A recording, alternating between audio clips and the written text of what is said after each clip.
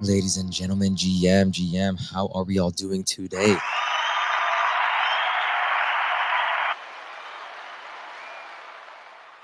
Guys, welcome back to another Exterior Space. As usual, I'm your co-host, NFT Boston, man.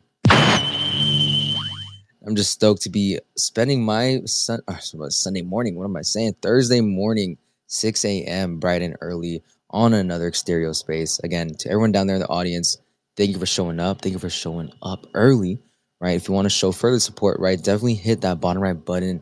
Let's see some more reposts. Let's see some more likes. Let's see some more comments. Even a bookmark goes a very, very long way. Today's topic, guys, is onboarding Web2 gaming giants. Honestly, this is going to be a quick, deep dive conversation. I did just want to, start today's spaces this week with Exterio regarding this topic, just because I feel it is something that doesn't get talked about often. However, it is something that is very, very important that we want to see in the near future of Web3. And look, that being said, let me check in with these beautiful faces up on this panel with me. Going first, the man behind the account. We got Jeremy Horn behind the Exterio account. Jeremy, how are you doing? What's going on, man? Hey, my man.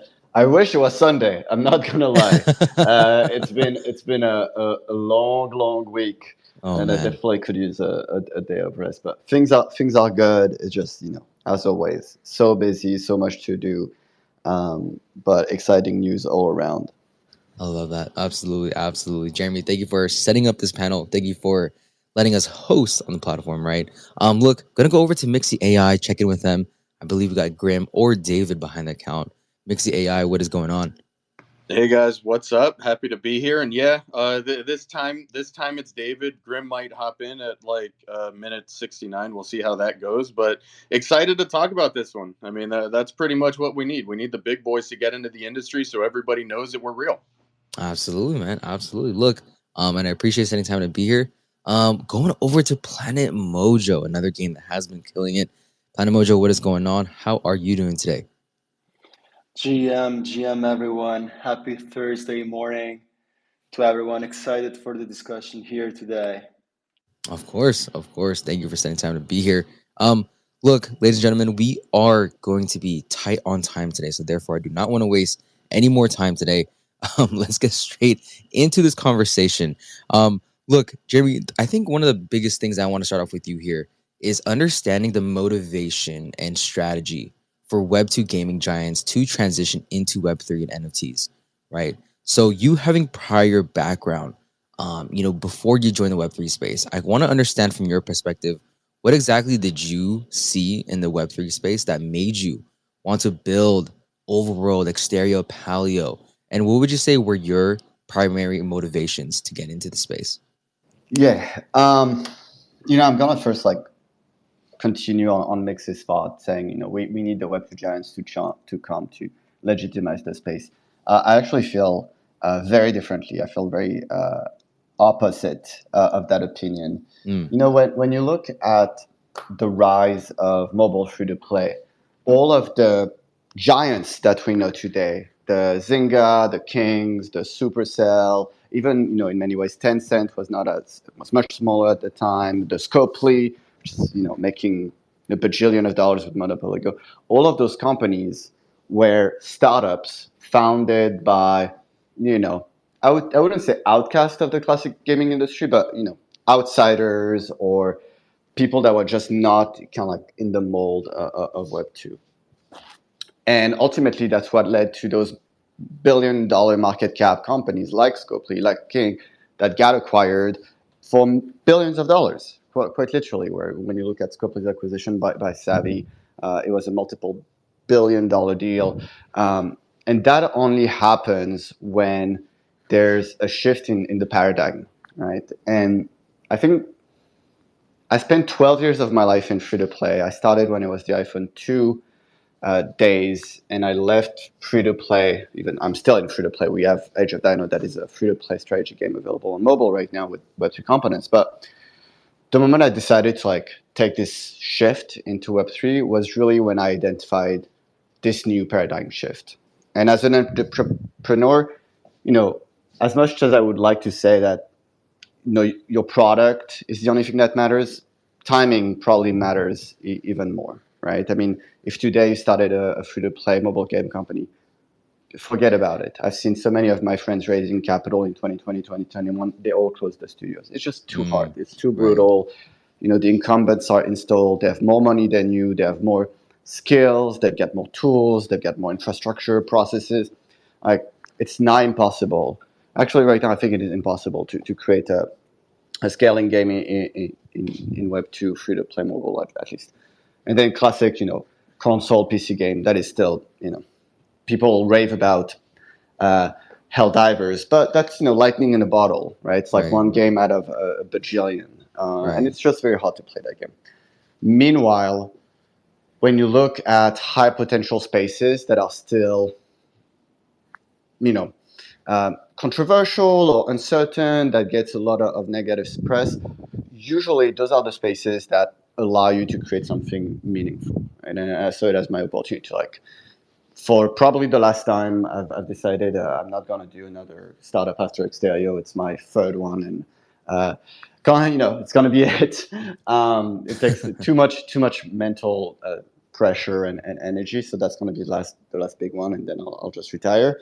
The reason was really this is the shot. We saw this new paradigm shift, which saw the entire industry changing, and that's when you can, to be blunt, that's when you can create, multi-million, multi-billion-dollar companies. It's not just with a great product. Timing is essential.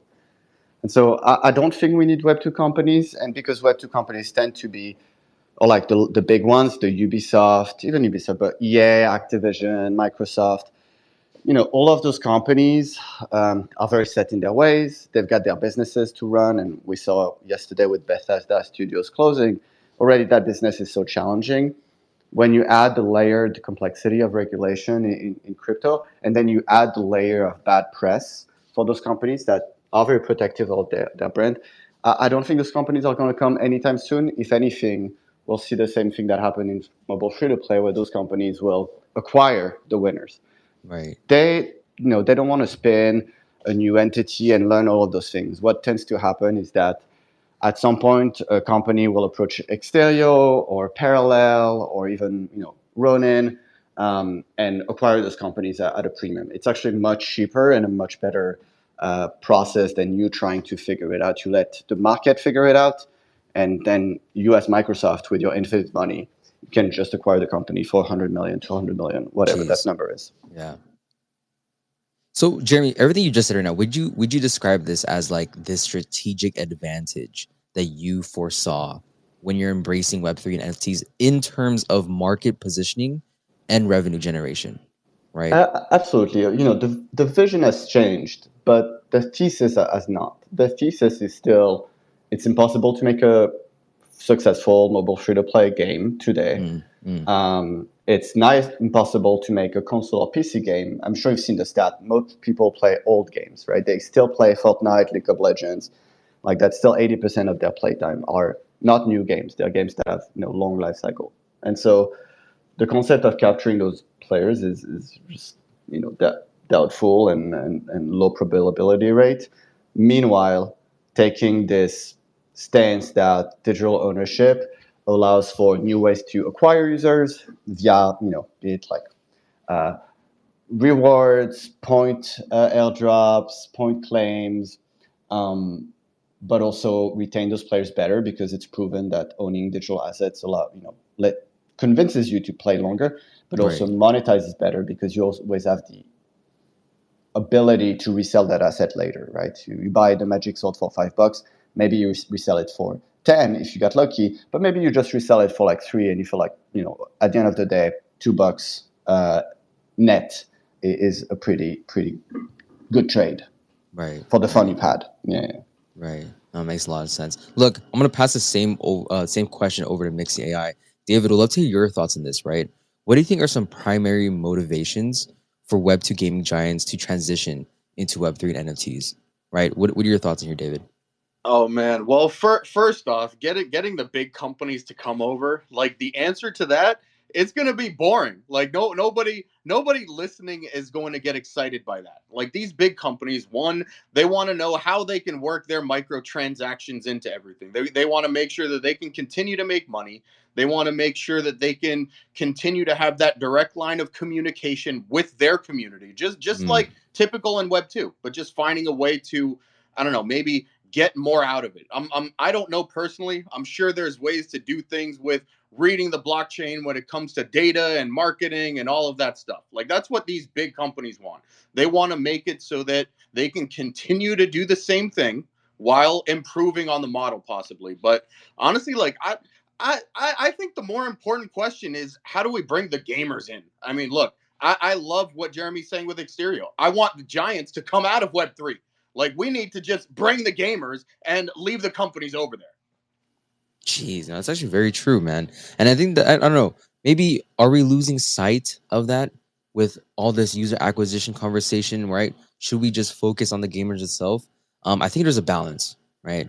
However, I think the gamers is going to be the database that these Web2 giants are going to be looking at and seeing that, oh wow, there's actually quite an amount of users on these Web3 platforms, So definitely tentative on that. I'm gonna pass that over to Planet Mojo here, and Planet Mojo, same exact question, just trying to understand what are your thoughts as well on what are some of the primary motivations that can get a Web2 gaming giant into the Web3 space, right? What are your thoughts here?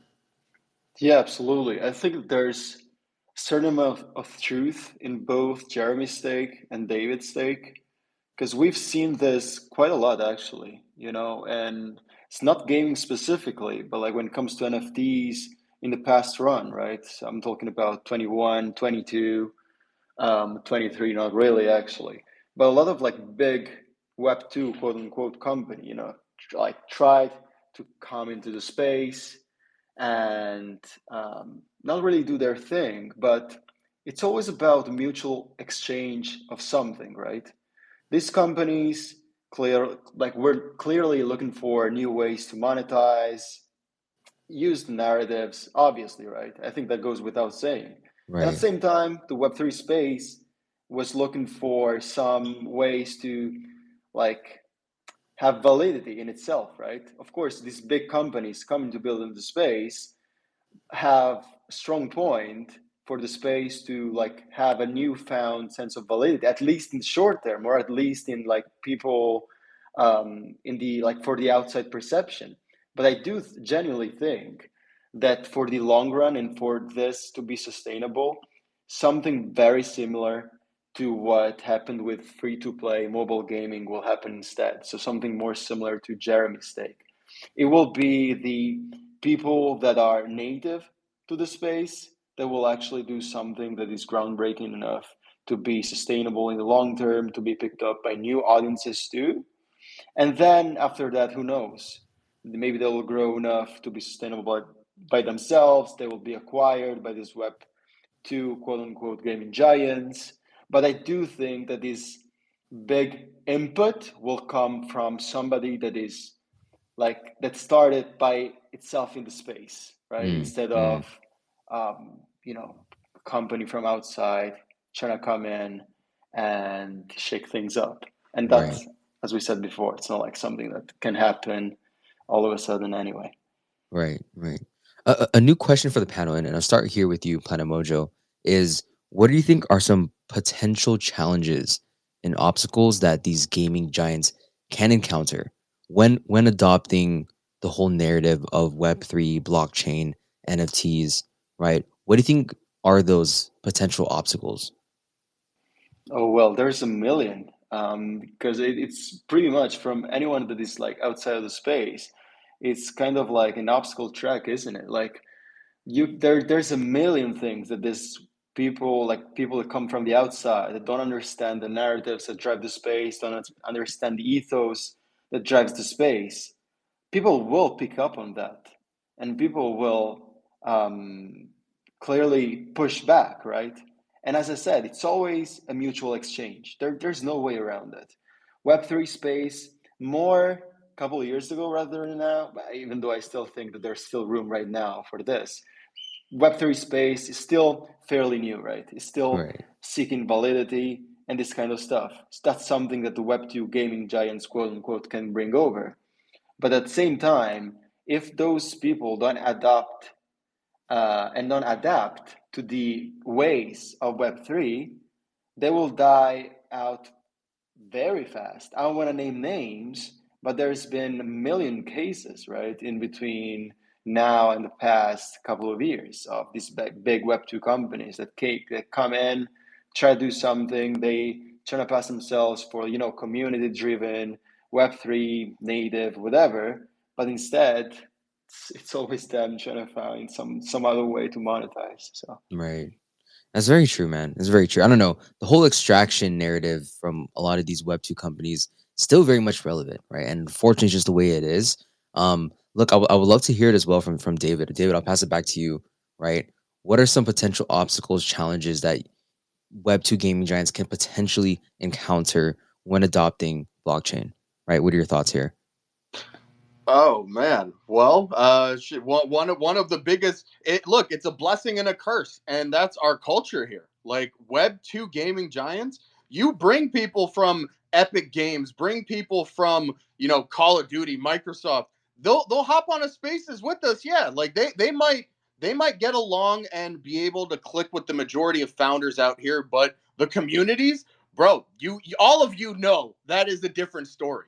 Having that company be accepted to Web3 and everybody just rally behind what they're doing, what they're building, supporting them in ways that have nothing to do with just the boring numbers and their strategy. Like we all know that companies can come here and build a AAA game. It'll be awesome. It'll be fun. But that doesn't mean that everybody out here is going to get behind it like they would from some of these Web3 native companies. And no idea why. It is what it is. I don't make the rules. I just follow them. But I think that's a big one. Like that's why a lot of companies, when they come into our space, you really want to have at least a few people on your community who understand the culture, can navigate the different metas, know which NFT community PFP has something lit coming up. Like you want to be able to get with the times and just be able to stay in touch with all of it. That's not easy for everybody, but I don't know. You got to do what you got to do. Make sure you guys are doing Spaces with Bossa. Oh man, hey, that's alpha right there. But no, man, you bring up a lot of great points, right? And one of those things that you brought up was scalability, and I feel like that is a potential issue that even a Web2 giant can even consider, right? So, Jeremy, from your perspective, again, I'll go back to you here, right? How do issues like scalability, interoperability, and even just basic regulatory concerns can impact the decision-making process of a Web2 giant getting into this space, Yeah, right? listen, it's no secret that a lot of companies were working, and I stress the were, right? Because there's still this fantasy of like they're coming. No, they're not. Like they actually shut down all of those units. There's I don't know how official it is, but there's some really really big companies that that were looking into Web3 that, shut down those units, and not recently. It happened like a while back. The reason is very simple. One, regulations, especially in North America, are very complex. Two, no matter what you may think, Web3 gaming is not that big on the pie. Might change in the future, at least that's my bet. But today, financially, it's not a big piece.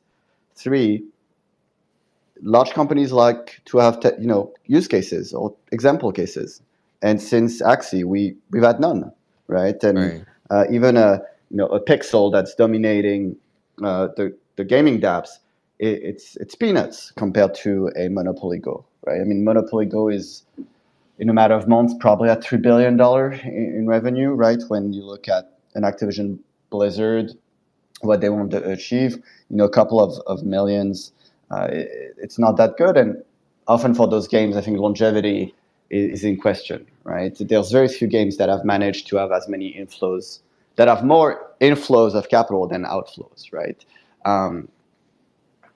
So, that's very, very difficult. And so those companies are going to be slow until there's an example that proves that it's viable. The day it happens, the floodgates will open. Then the last thing is, let's be honest, like, the technology sucks. Like, the technology of Web3 is absolutely horrendous for gamers. Having to create your wallet, be it custodial or non-custodial, is a pain. There's been improvements, but you're always at the mercy of a hack. And I always say, if someone like, I'm going to just say you, Basa, but you're very savvy, you understand the space very well, but even you may fall into being hacked, right? You click the wrong link, someone pretends to be someone else, you didn't pay attention for a second. When you see big KOLs, going on Twitter and say, oh, I fell for this trap. And to be honest, I almost fell for one. Like a crazy story, someone pretending to be someone else, managed to be intruded, like, and the person is like, oh, click on this link, and then I was like, oh, this, thank God I had I've got like tools to prevent hacks, or like there was a double confirmation needed, and only because there was a double confirmation did I avoid it, right? But I would have lost quite a lot of money. For normies, I don't want to say normies, for everybody, the technology is horrible. Like, we, at Xteo, that's like our long-term goal, and we've made significant improvements. But even today, it's like we've noticed there was like things we need to improve. Like, but until there's like a one-click situation, especially a partner like Google or Apple, where your wallet is created, it's it's very safe, and it allows you to, like, that's something that I know some people don't like about centralization, but I actually do think it's needed. We need to have central agents like an Apple or Google that say your NFT gets stolen. Please provide proof or whatever. You want to revert? Done. Revert it in a second. Until we have that, I think it's going to be very, very difficult to scale, right? So for better or for worse, I know decentralization is a hot topic in Web3. For games, I think we need a high degree of centralization so that no matter who you are, your magic sword is never stolen, or if it is, it's reverted back to you.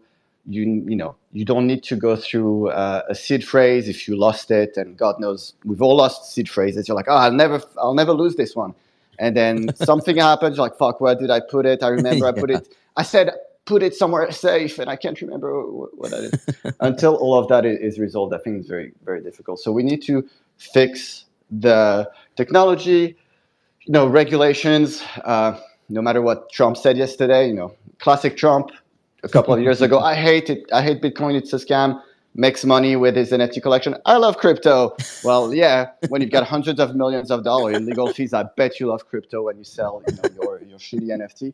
Sorry, I was really annoyed by people saying he's our savior. I'm like, no, dude, he will tell you whatever you want to be elected. You don't have to like Biden, and that's what I'm saying. But also realize a con artist when you see one. But yeah, until all of that is fixed, regulations, technology, I think it's going to be a challenge. And to be honest, Basa, we've changed, especially for Overworld, we've changed the strategy quite significantly in the past, few months, where we're putting more and more energy into developing Web3 native games and experiences.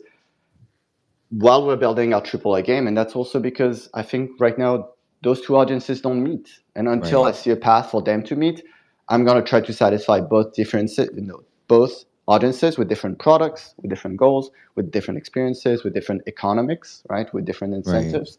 But trying to say, oh, let's build a AAA game and they will come. I think that's not true, right? The reality of Web3 today is, and we see it even with blast farming, right? It's a very incentive driven space, and so we need to be cognizant of that.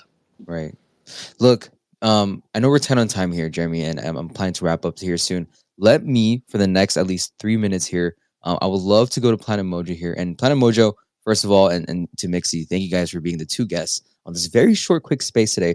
I would love for you, Planet Mojo, to just talk about anything you may have in the coming quarter, anything you just want to share with the audience before we officially wrap up here. And again, appreciate the short, insightful discussion here with everyone.